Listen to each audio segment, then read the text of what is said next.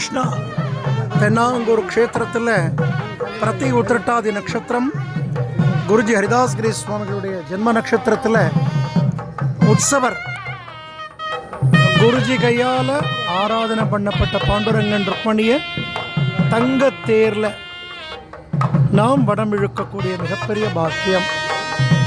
ஒவ்வொரு மாதமும் உத்திரட்டாதி நட்சத்திரத்துக்கு தங்கத்தேர் உண்டு.